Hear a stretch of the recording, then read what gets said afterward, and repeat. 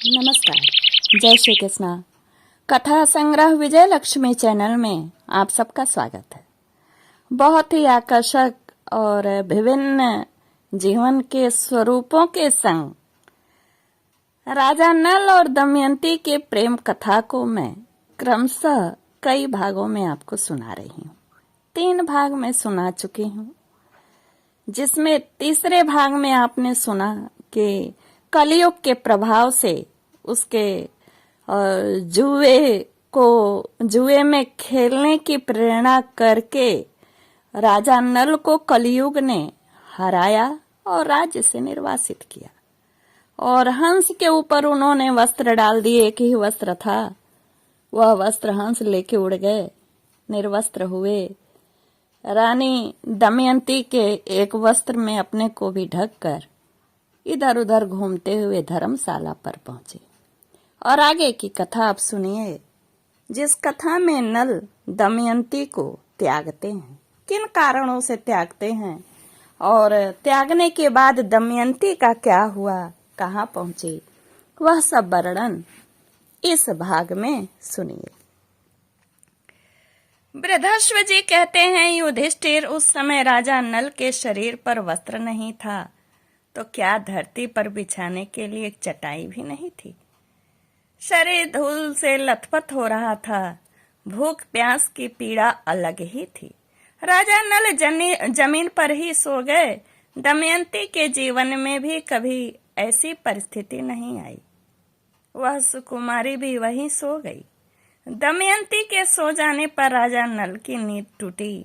सच्ची बात तो यह थी कि वे दुख और शोक की अधिकता के कारण सुख की नींद सो भी नहीं सकते थे। आंखें के खुलने पर उनके सामने याद आ गया, वह दुख कि राज्य छिन गया है, सगे संबंधी छूट गए हैं, उनका शरीर का वस्त्र पक्षी लेकर उड़ गए। सारे दृश्य एक एक करके उनकी आंखों के सामने आने लगे। वे सोचने लगे कि दमयंती मुझ पर बड़ा प्रेम करती है और ये प्रेम के कारण इतना दुख भी भोग रही है, और यदि मैं इसे छोड़कर चला जाऊंगा तो शायद यह अपने पिता के घर चली जाएगी।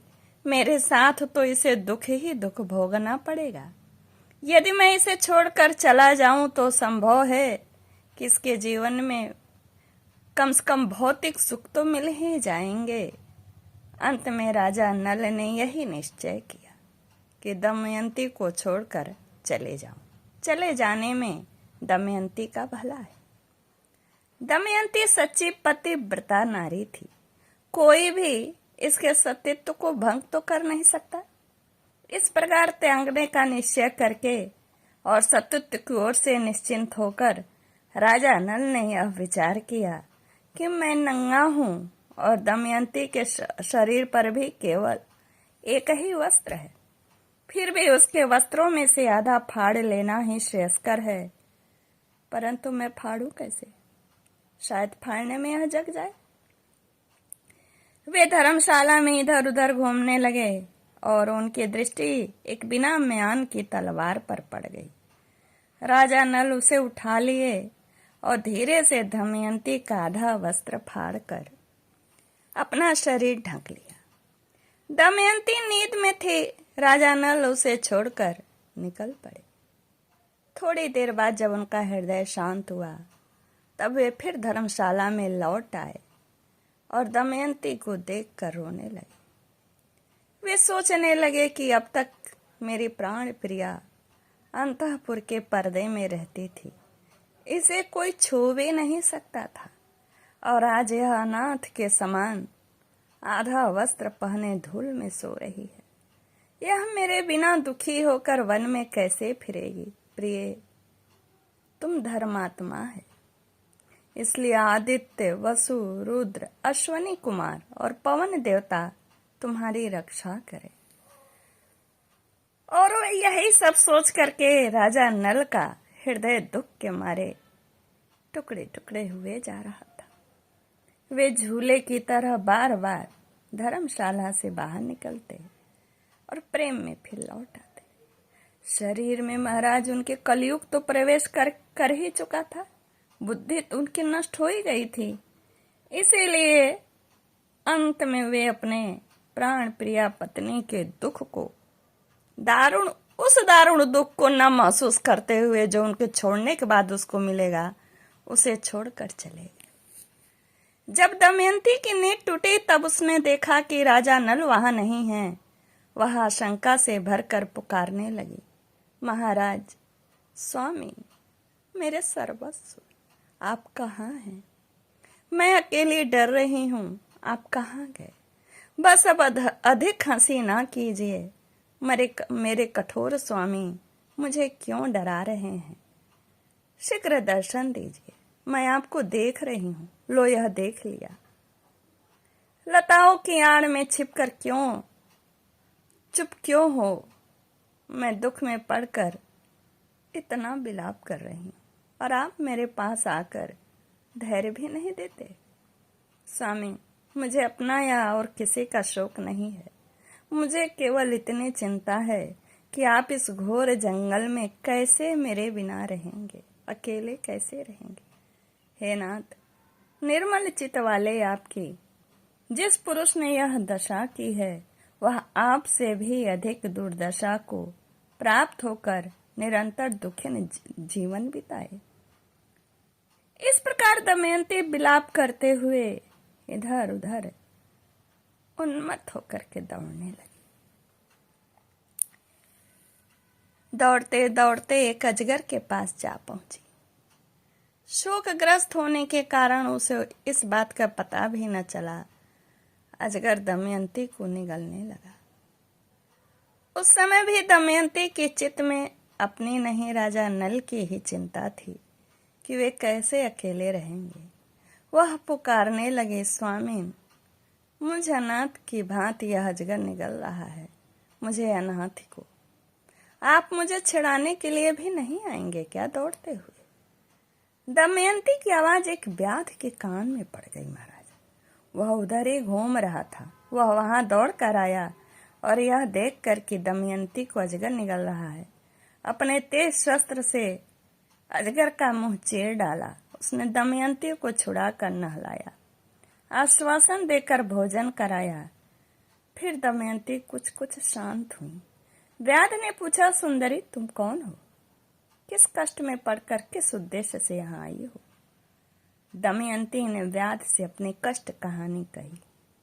दमयंती की सुंदरता, बोलचाल और मनोहरता देखकर व्याध काम से पीड़ित हो गया। वह मीठी मीठी बातें करते हुए दमयंती को अपने वश में करने की कोशिश की। दमयंती दुरात्मा व्याध के मन का भाव जानकर क्रोध के आवेश से एकदम जलने लगी और दमयंती ने व्याध के बलात्कार की चेष्टा को बहुत रोकना चाहा, परंतु वह जब किसी भी प्रकार न माना तब उसने श्राप दे दिया, यदि मैंने निषद नरेश राजा नल को छोड़कर और किसी पुरुष का मन से भी चिंतन नहीं किया हो तो यह पापी क्षुद्र व्याध मरकर जमीन पर गिर पड़े। और दमयंती के मुंह से ऐसी बात निकलते ही व्याध के प्राण पखेरु उड़ गए। वह जले हुए ठूंठ की तरह पृथ्वी पर गिर गया। महाराज, एक पतिव्रता नारी के वाणी से ही उसकी खुद की स्वयं की सतीत्व की रक्षा हुई। व्याध के मर जाने पर दमयंती राजा नल को ढूंढती हुई एक निर्जन और भयंकर वन में जा पहुंची। बहुत से पर्वत, नदी, नद, जंगल, हिंसक, पशु, पिशाच आदि को देखती हुई और विरह के उन्माद में उनसे राजा नल का पता पूछती हुई वह उत्तर दिशा की ओर बढ़ने लगी। 3 दिन 3 रात बीत जाने के बाद दमयंती देखी कि सामने ही एक बड़ा सुंदर तपोवन है। उस आश्रम में वशिष्ठ, भृगु और अत्रि के समान मितभोजी, संयमी, पवित्र, जितेंद्रिय और तपस्वी ऋषि निवास कर रहे हैं। वे वृक्षों की छाल अथवा मृगशाला धारण किए हुए थे। दमयंती को कुछ धैर्य मिला और उसने आश्रम में जाकर विनम्र होकर तपस्वी ऋषियों को प्रणाम की, हाथ जोड़कर खड़ी हो गई। ऋषियों ने स्वागत किया और कहकर दमयंती का स्वागत कहकर के दमयंती का सत्कार किया और कहा, बैठो, हम तुम्हारा क्या काम करें। दमयंती ने भद्र यानी एक सम्मानित महिला की तरह कहा, आपकी तपस्या, अग्नि, धर्म और पशु पक्षी तो सकुशल है ना। दमयंती ने भद्र महिला के समान उनसे पूछा, जो ऋषि लोग थे, क्या आपके कार्य से सब लोग सकुशल हैं? आपके धर्म कार्य में कोई विघ्न तो नहीं पड़ रहा है? ऋषियों ने कहा, कल्याणी, हम तो भैया सब प्रकार से सकुशल हैं। अरे तुम बताओ, तुम कौन हो, कहाँ से आई हो? हमें बड़ा आश्चर्य हो रहा है। क्या तुम वन पर्वत नदी की अधिष्ठात्री देवता हो? दमयंती ने कहा, महात्माओं, मैं कोई देवी देवता नहीं, एक मनुष्य स्त्री हूँ। मैं विदर्भ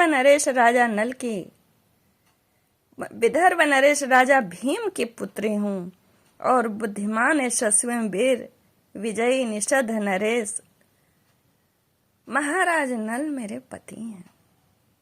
कपट द्युत के विशेषज्ञ एवं दुरात्मा पुरुषों ने मेरे धर्मात्मा पति को जुआ खेलने के लिए इतना प्रेरित किया कि वे जुआ खेले और अपने राज्य धन को गंवा बैठे, और मैं ही उनकी पत्नी दमयंती हूँ। संयोग वश वे मुझसे छुड़ गए हैं। मैं उन्हीं रण बांकुरेश शस्त्र विद्या कुशल एवं महात्मा पतिदेव को ढूंढने के लिए वन वन भटक रही हूँ। मैं यदि उन्हें शीघ्र ही नहीं देख पाऊंगी तो जीवित न रह सकूंगी। उनके बिना मेरा जीवन निष्फल है। वियोग के दुख में मैं कब तक सह सकूंगी। तपस्वियों ने कहा, कल्याणी, हम अपनी तपह शुद्ध दृष्टि से देख रहे हैं कि तुम्हें आगे बहुत सुख मिलेगा और थोड़े ही दिनों में राजा नल का दर्शन होगा। धर्मात्मा निषद नरेश थोड़े ही दिनों में समस्त दुखों से छुटकर संपत्तिशाली निषद देश पर राज्य करेंगे। उनके शत्रु भयभीत होंगे, मित्र सुखी होंगे, कुटुंबी उन्हें अपने बीच पाकर आनंदित होंगे। इस प्रकार कहकर वे तपस्वी अपने आश्रम के साथ अंतर्धान हो गए। और जब वे अंतर्धान हो गए, इस आश्चर्यचकित घटना को दमयंती देखकर बड़ी विस्मित हो गई। वह सोचने लगे कि हमने स्वप्न देखा कि यह घटना थी। वे सच्ची के तपस्वी थे कि झूठ मूठ के? वे तपस्वी आश्रम, पवित्र सलिला नदी, फल फूलों से लदे हरे भरे वृक्ष सच्चे थे और कहाँ गए? दमयंती फिर उदास हो गई और उसका मुख मुरझा गया। फिर वहां से वह विलाप करती हुई इधर उधर अपने पति के खोज में एक अशोक वृक्ष के पास पहुंची।